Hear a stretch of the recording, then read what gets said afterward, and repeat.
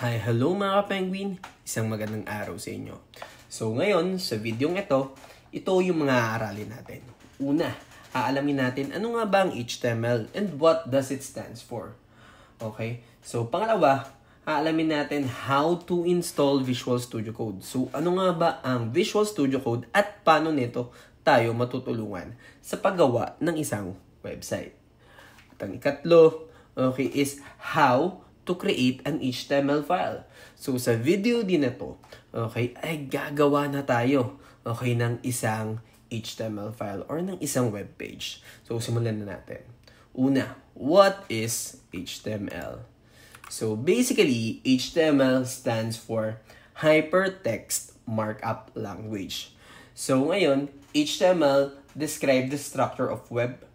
It uses elements and tags and it describes how website should appear in the browser. So basically, katulad nga ng inaral natin last time, pag sinabi nating HTML, ito yung backbone, ng mismong mga website natin.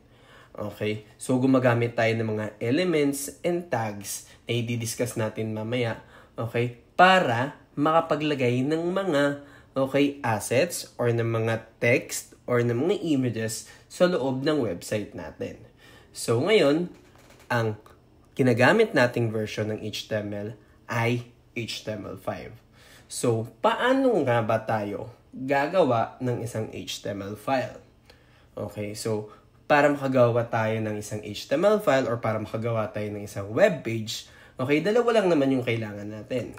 Okay, una ay text editor at ang ikalawa ay ang ating mga web browsers. So, pag sinabi natin mga web browsers, ito yung Google Chrome, Mozilla Firefox, or yung Microsoft Edge.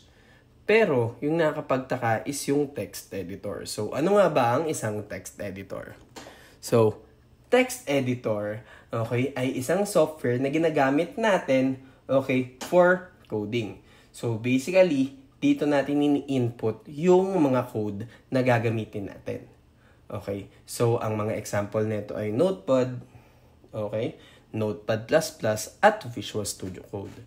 Now, para sa course na to, or para sa mga iba pang video nating dadaanan, ang gagamitin natin ay Visual Studio Code.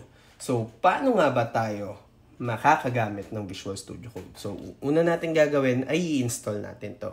So, paano nga ba natin siya i-install? O open lang natin yung web browser natin.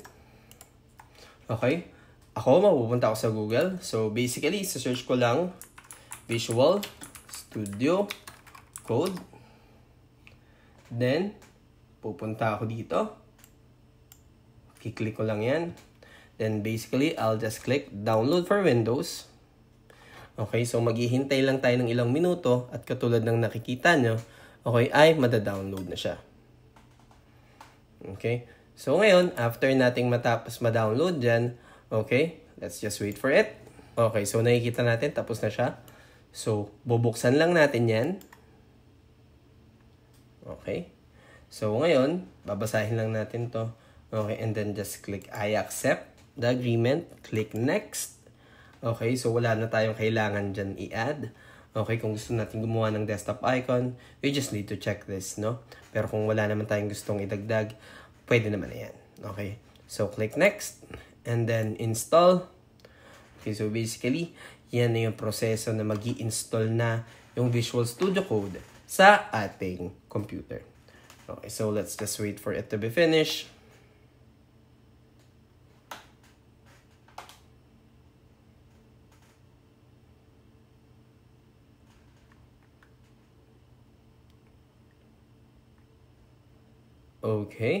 So ayan, as you can see, mabilis lang talaga siyang mag-download at mag-setup.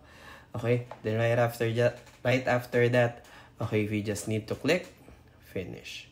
So now let's click finish. So as you can see here, wala pa tayong mga nakabukas na folder. So paano natin isi-setup yan? So dapat ganito yung magiging itsura ng makikita natin, ha? So ang pinakamabisang paraan, para malikom natin lahat ng nagawa natin is first, click natin yung open folder. Punta tayo sa desktop. Okay? Then, on our end, para mas madali, gawa tayo ng folder. So, right-click tayo, click on New, and then Folder. Okay? Lagay natin dyan Web Development. Okay? Then, let's click. Okay? Click natin sa kahit saan. And then, click natin sa Web Development folder. Then, click Select Folder. Okay? Then, just click Yes, I trust the authors. Okay? Then, inside this Web Development folder, okay, lagay na lang tayo ng or click natin yung new file. Okay, lagay natin HTML, okay, _ activity1.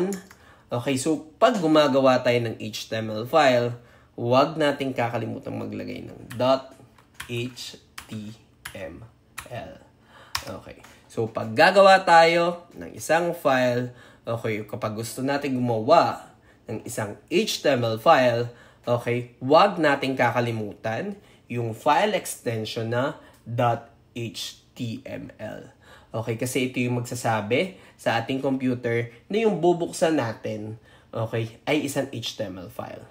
Okay, so ngayon, maglalagay na lang tayo muna dito ng hello world. Okay, or pwede nyo ding ilagay yung pangalan nyo. Then, ang susunod natin gagawin is save lang natin siya. So, we have two ways para makapag-save. Okay, dito sa Visual Studio Code. Pwede nating pindutin yung Ctrl+S or we can go to File and then click Save. Okay, then right after that, punta lang tayo.